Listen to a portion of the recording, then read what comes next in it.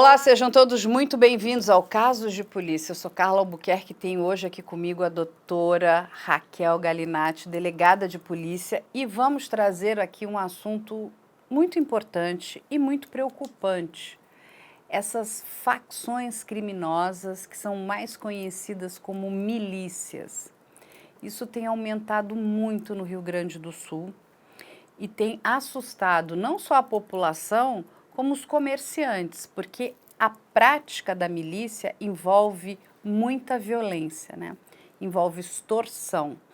E quando eles não são atendidos, os milicianos, eles, como eles muito bem colocam, eles vão e começam a arrepiar a redondeza. Quebram lojas, fazem vídeos e enviam, né, para alguns comerciantes dizendo, olha, se você não me pagar aquele determinado valor, que na grande maioria das vezes a quantia que a gente levantou aqui seria de R$1.000, a gente vai destruir teu estabelecimento comercial. Doutora, explica mais esse crime aqui pra gente. É um nome que a gente poderia falar é criminoso, é bandido mesmo. Pior quando eles estão camuflados e entranhados dentro de instituições de Estado, dentro das forças de segurança. Eles utilizam distintivo, são bandidos com distintivo que praticam crimes. Eu vejo que a punição desses bandidos, desses criminosos, deveria ser até mais gravosa do que o próprio bandido em si. A função é uma representação de um braço de proteção do Estado. A polícia está ali para poder preservar a ordem, a segurança pública, trazer a paz e a tranquilidade social. E quando eles ali se camuflam de policiais e praticam crimes, claro que eles são muito mais reprováveis do que qualquer outro bandido. Eles estão ali camuflados, misturados, a população refém dessa bandidagem. E, infelizmente, em algumas vezes, a gente vê uma ausência de vontade no combate contundente a estes criminosos. Exatamente, até porque muitas vezes, né, o que a gente escuta é a própria população fica à mercê deles, porque o que você falou são bandidos, né, que usam, né, o poder ali, né, do seu distintivo, da sua farda para cometer crimes. A população fala, nós vamos reclamar para quem? Quem é que vai nos ajudar? Se quem deveria estar nos ajudando está nos extorquindo. É complicado isso, doutora. É muito complicado porque, de uma certa forma, eles representam o Estado, eles estão armados, eles estão ali detendo informações sensíveis, com conexões também, que deixa, claro, a população amedrontada. Tem um outro fator em que algumas vezes as pessoas, de forma talvez ingênua, acreditem que o caminho mais fácil é aceitar esse tipo de chantagem, porque de uma certa forma um comerciante ou um comércio informal tem algumas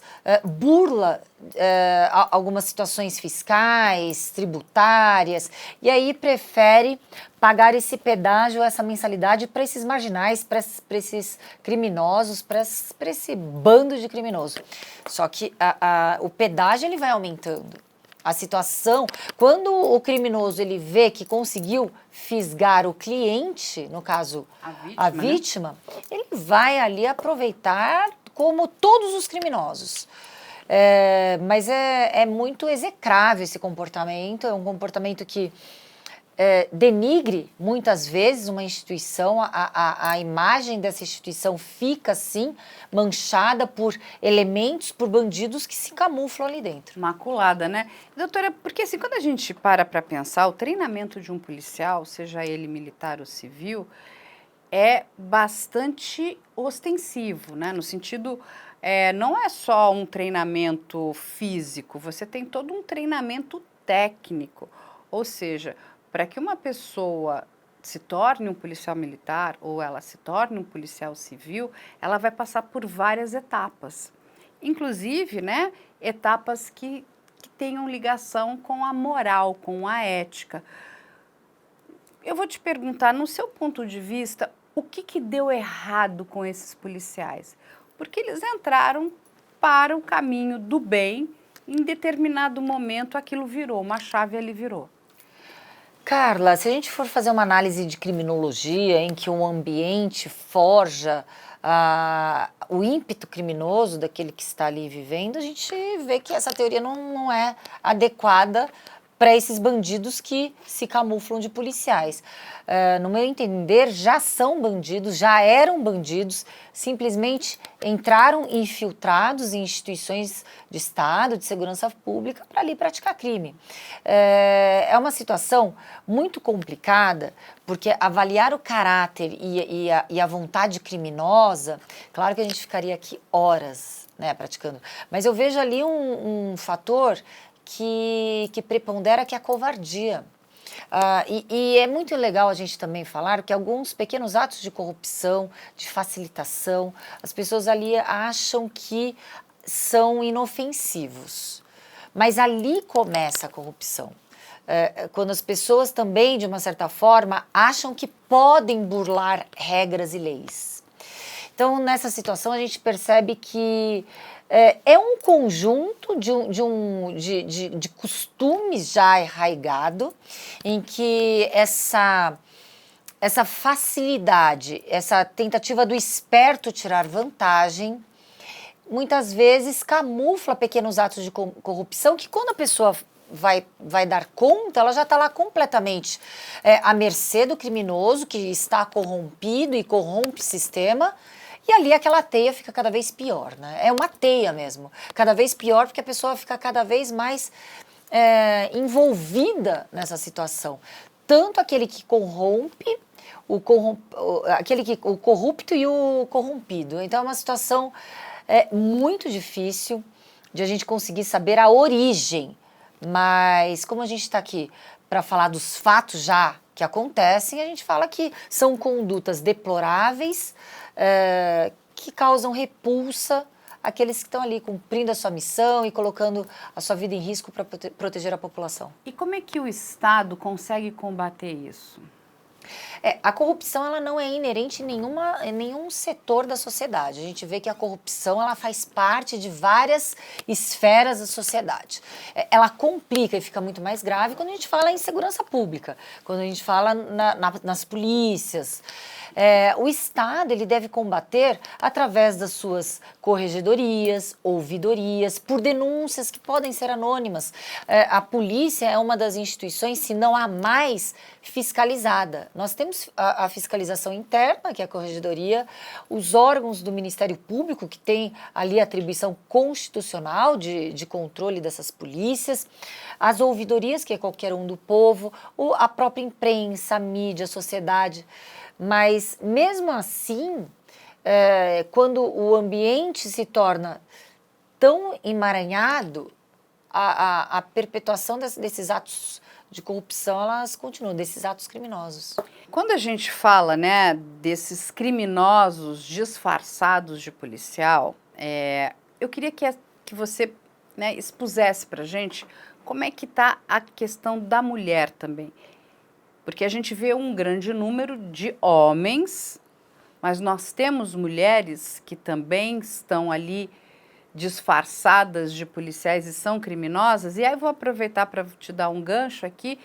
Como é que está o contingente feminino dentro das nossas forças de segurança? A gente tem um contingente ainda muito tímido de mulheres. Temos a representatividade das mulheres nas polícias, nas forças de segurança, não correspondem ao número que somos de população aqui no Brasil.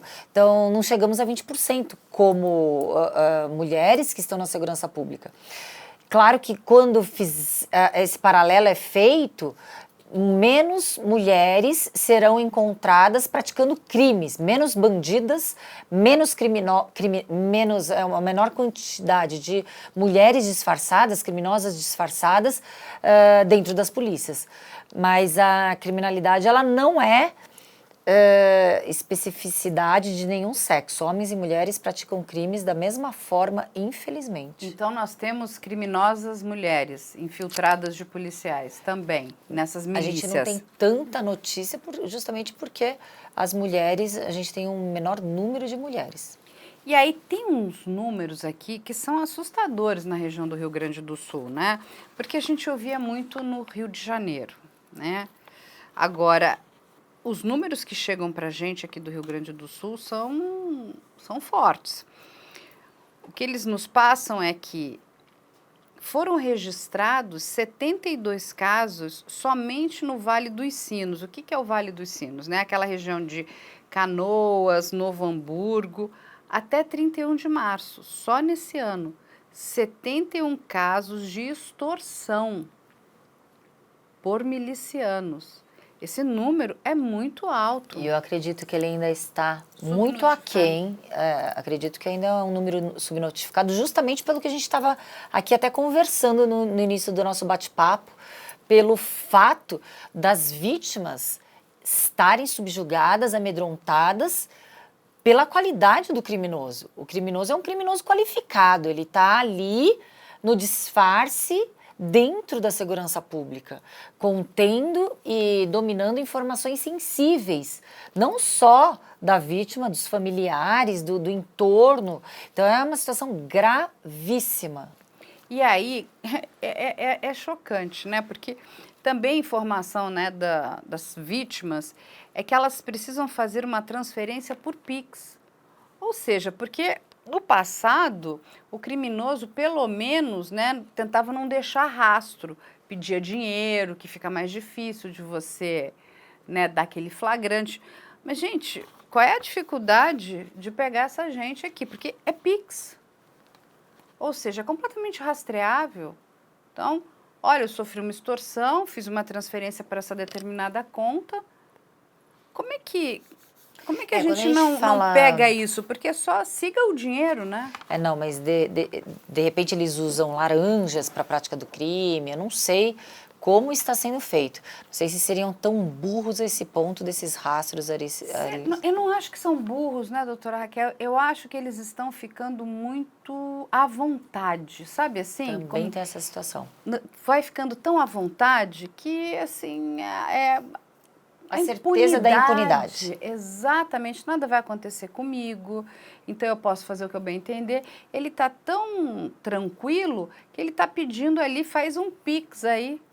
Só que é um Pix dessa empresa, mais o da outra, da outra. Só que a gente está falando de 72 casos, se a gente multiplicar aqui por 1.000, são 72 mil.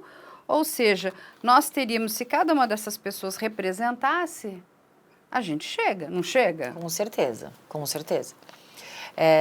Mas as pessoas, elas têm que ter coragem também. Essas situações, elas são complicadas porque como que eu posso falar sem colocar a culpa na vítima? A vítima, ela está sendo vítima de um crime cruel e covarde. Porém, se essa vítima fez algo errado, justamente o que eu estava falando, em alguma burla fiscal, tributária, e ela acredita que ela pode ter outros problemas decorrentes a isto, essa vítima, ela ainda se coloca ali à mercê do criminoso porque ainda acha que a conta está saindo barata. Essa é a situação. Por isso a dificuldade, algumas vezes, das vítimas, elas se unirem para denunciar esses criminosos, né? A gente sabe que eles usam muita violência, né? Tem uma vítima que, inclusive, ela relata o seguinte, né? Como é que é a forma que a facção utiliza da violência. Ela diz o seguinte: eles ameaçam a gente pela manhã, pela tarde, e a gente tem medo de falar ou denunciar. Eles quebram uma vitrine, tocam fogo, dão tiro e mandam mensagem. Mandam para nós, vítimas, e para os demais empresários e comerciantes. Vai pagar? Vai fechar com a facção? Ou vai querer que a gente faça o mesmo com vocês? Eles são muito ousados. É como se não tivesse nenhum... não tivesse, assim, não tivesse polícia, né? E a situação mais que chama atenção é que se a polícia está ali justamente para investigar crimes, a polícia está ali para combater o crime, através de inteligência, através de polícia judiciária, investigativa. E embaixo do próprio nariz, esses atos criminosos estarem ocorrendo, no mínimo hipocrisia.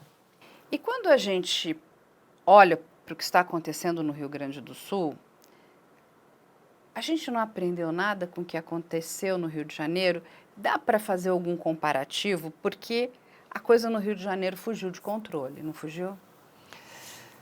Carla, eu acredito que enquanto as instituições de Estado ficarem vulneráveis a ingerências políticas, sem uma blindagem da sua autonomia institucional, os casos continuarão acontecendo de corrupção, de desvio de função, de abuso de autoridade, dessa forma em que muitas vezes a gente vê essa falta de vontade política também de estruturar as polícias no combate do crime em que a gente precisa combater, né? A gente precisa combater todos os crimes. Um dado que eu posso falar é que a gente não percebe as polícias e os noticiários divulgando crimes contra a administração pública. A gente não vê esses dados estatísticos, se é que existem, sendo divulgados. A gente vê estatísticas de, olha, o homicídio diminuiu, furto de celular. A gente vê alguns crimes ali de forma reiterada, até repetitiva, sendo anunciada nos jornais, noticiários, como notícia mesmo. E os índices de combate ao crime, combate aos crimes contra a administração pública. E por que você acha que eles não estão sendo notificados? É uma questão que a gente tem que colocar e ponderar. A gente tem que cobrar. É assim, nós que fazemos parte da imprensa, é um bom puxão de orelha. Por que não estamos falando sobre isso? Parece uma conivência coletiva intersetorial, porque a partir do momento em que a imprensa é alimentada com alguns dados, principalmente dados de catástrofes. A imprensa gosta, assim, de desastres, claro, porque as pessoas querem, né, essas situações de crimes, as pessoas, elas consomem. Mas isso faz parte do dia a dia das pessoas. As pessoas precisam entender o que está acontecendo. Inclusive, por mais que a notícia seja ruim, quando você noticia ela de forma séria e firme, você também prepara a sociedade, né? Porque senão a sociedade vive naquele momento meio poliana. Não está acontecendo nada, não. Está acontecendo sim, porque, assim, grave. Nessa abordagem são pouquíssimos os programas que abordam a origem do crime, o perfil o perfilamento daquele criminoso, qual é a forma que a gente pode coibir a prática ou a reiteração dos atos criminosos. Mas o que a gente vê algumas vezes é a imprensa vendendo o crime de uma forma, inclusive, exatamente, de uma forma a ser entretenimento, e não é. Quando você orienta, você informa, é outro tipo de abordagem. Mas é uma abordagem que a imprensa deveria ter também, exigir os dados de combate, do combate do crime contra a administração pública, os crimes de corrupção. Porque tem até, acho que uma questão talvez um pouco corporativa, né? A própria corporação, e a gente entende isso, é uma mácula quando você diz que você tem ali, né, criminosos disfarçados de policiais. Isso é muito ruim, inclusive para os próprios membros daquela determinada corporação. Nós não queremos, né, criminosos disfarçados de policiais, mas a gente sabe que o crime ele está enfim, em todas as áreas. A gente também não vai ser poliana, né, nem naif de achar. Em qualquer área a gente vai encontrar criminoso. Você vai encontrar criminoso no meio de médicos, no meio de jornalistas, no meio de educadores, no meio de engenheiros, como você vai encontrar no meio dos policiais também. E eu concordo com você que a gente precisa mostrar e precisa combater. Não adianta jogar a sujeira para debaixo do tapete como se aquilo não existisse, porque fica mal, né?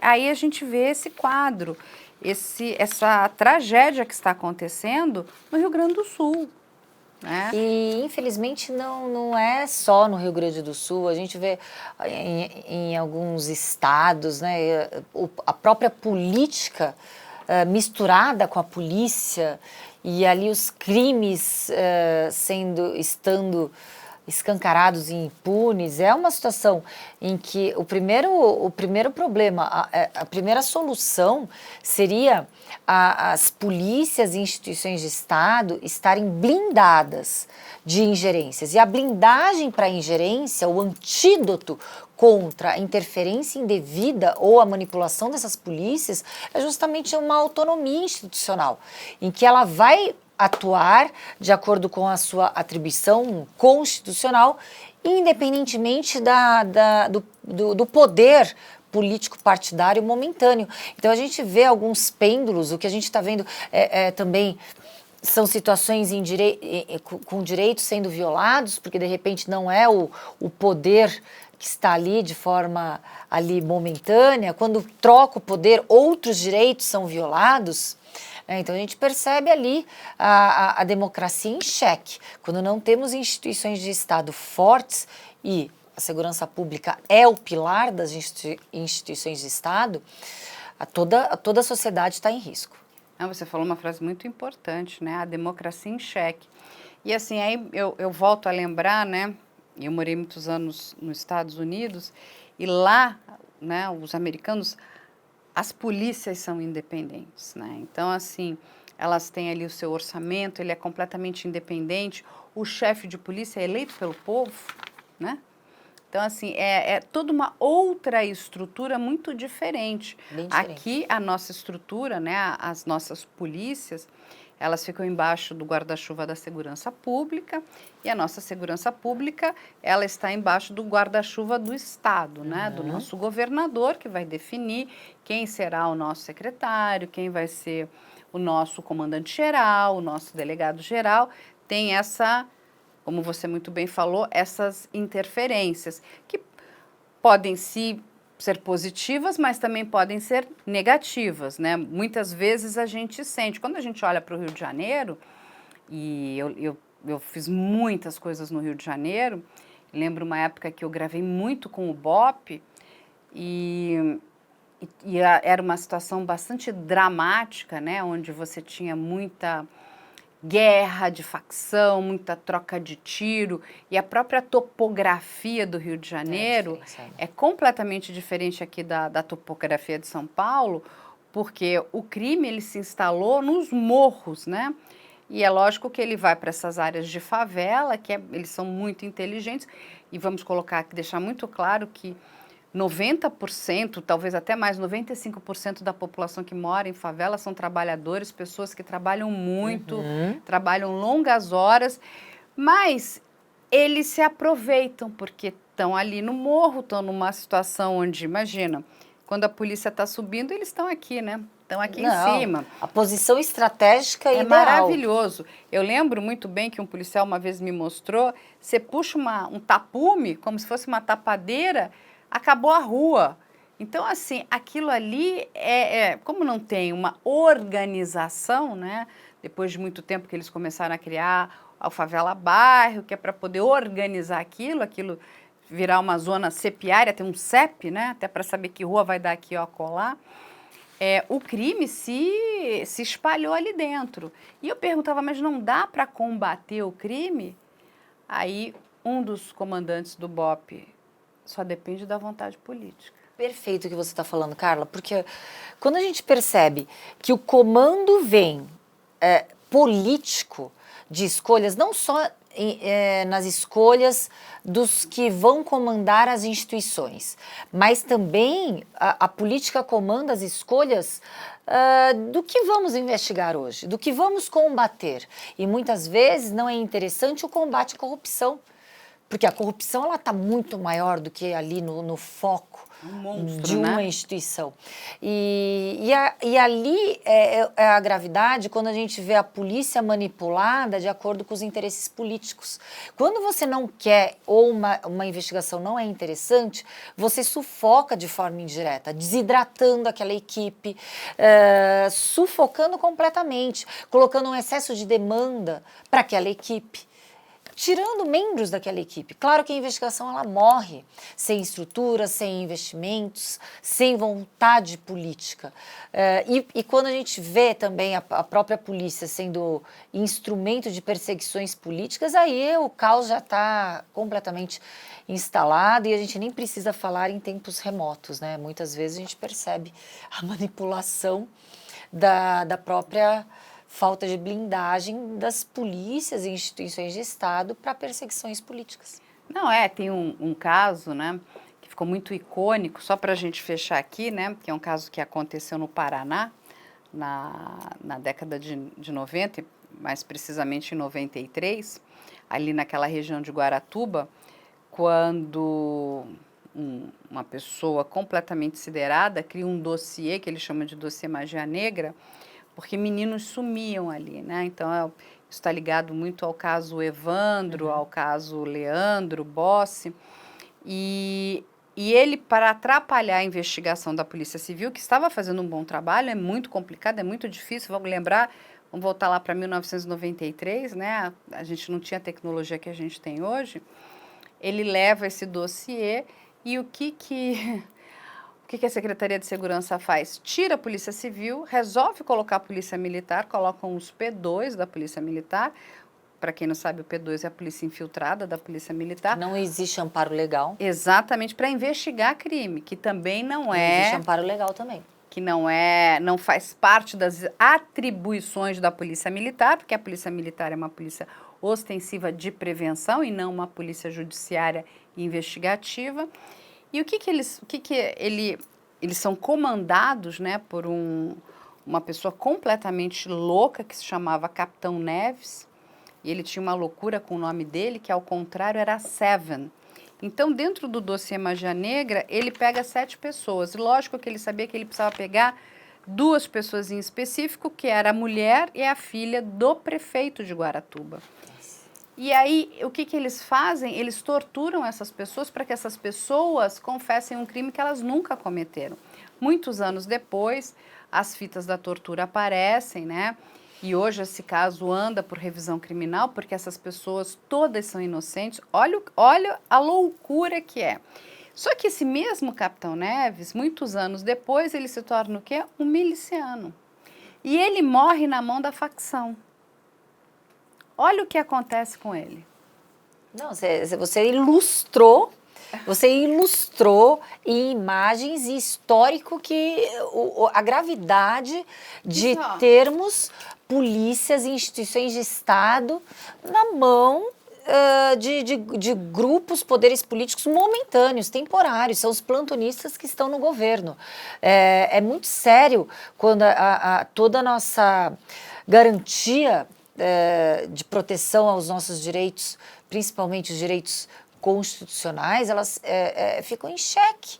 Essa democracia fragilizada, a nossa garantia fica em xeque com instituições frágeis e não blindadas. Não, e tira, né, o poder da determinada polícia que deveria estar investigando. Olha a confusão, mas ele tinha ali, né, um amparo legal, mesmo que seja ilegal. Político, né? Não, mas ele na cabeça deles, eles tinham um amparo legal para poder fazer aquilo, né?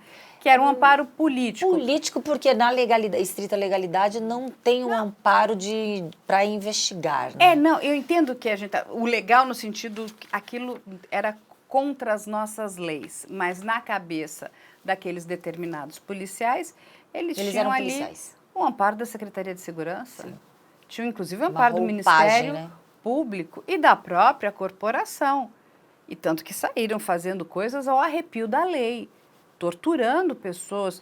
Confissão através de tortura, ela não tem valor legal nenhum. Há muitos anos a confissão deixou de ser a rainha das provas. Então, e olha o absurdo, né? Porque quando, é o que você também muito bem ilustrou, quando existe essa permissividade política, é que esses grupos começam a nascer.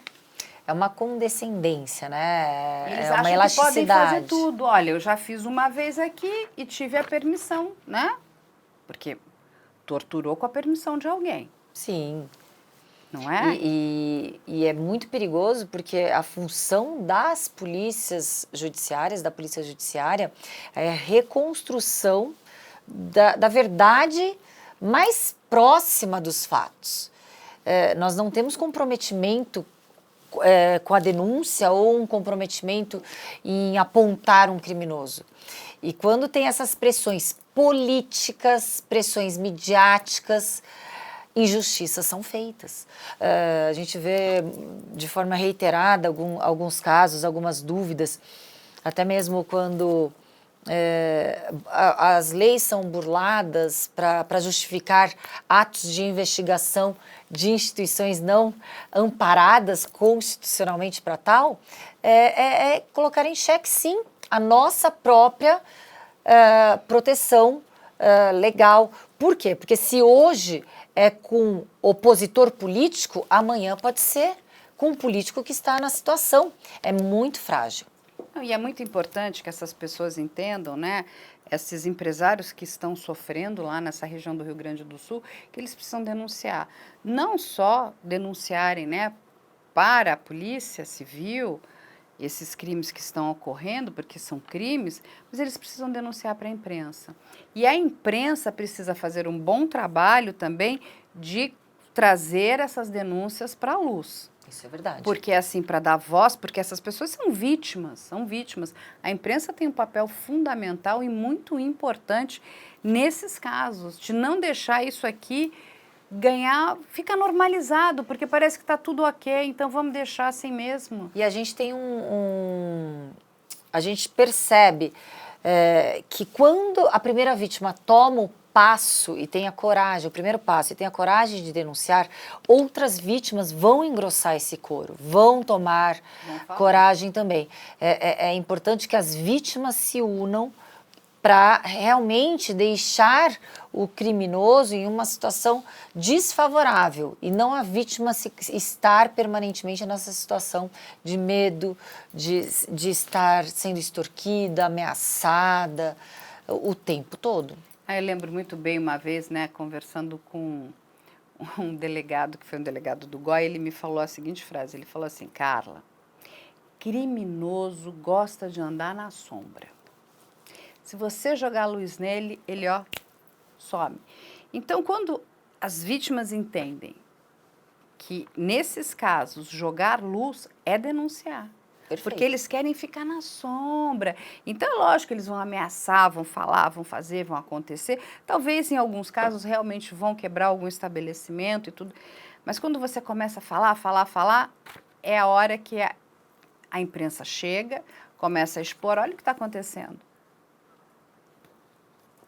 O que o Estado vai fazer para diminuir e parar com isso? Porque a gente começa a cobrar também, né? E o triste é que a gente sabe se situações assim ocorrem, é porque a corrupção e aqueles que estão ali camuflados em instituições de Estado não estão somente em uma. Esses criminosos, esses bandidos, eles estão ali num emaranhado, uma teia criminosa, eles estão ali realmente ao emaranhado de corruptos ali no meio, praticando e perpetuando ali a prática dos seus crimes. Não existe também uma atuação isolada, até porque não conseguiriam dar continuidade. Então, a conivência e a prática do crime também são através de outros agentes que estão infiltrados, participando ali do Estado. Doutora Raquel, muito obrigada. Ela explica. A doutora Raquel, ela fala absolutamente sobre tudo. Ela é uma apaixonada pela segurança pública, né? Ela é uma grande delegada, né? Um grande nome. Que bom que nós temos uma mulher forte como você, que fala bem, que está empenhada, que está preocupada com a nossa sociedade, que está preocupada com a segurança, né, da população do nosso país. Eu que agradeço porque você é uma jornalista extremamente corajosa que aborda realmente pontos em que muitos não teriam coragem de abordar. Ah, não, mas a gente aqui não tem rabo preso com ninguém, de jeito nenhum. E é importante que a gente possa dar voz a vocês, que fazem um bom trabalho. Eu acho que são os dois pilares, da voz à vítima e da voz a quem, de fato, faz esse trabalho que é fundamental, que é importantíssimo para a nossa sociedade. A gente não vive sem a polícia, a gente precisa da polícia. Obrigada pelo seu trabalho. Eu vou deixar aqui as redes sociais da doutora Raquel. Quem quiser entrar em contato com ela, por favor, faça isso. Ela é muito atuante, está sempre aberta. Se vocês quiserem tirar dúvidas, acompanhem o trabalho dela, que ela está fazendo um trabalho fantástico, sensacional. Que bom que a gente tem uma mulher forte como você. Obrigada. E vou deixar aqui também a nossa rede social e o nosso e-mail que vocês conhecem, que é o op@mijaleento.com.br. Para quem quiser tirar dúvidas, mandar sugestões, estamos aí de portas abertas. E a gente espera vocês na próxima semana com mais um Caso de Polícia.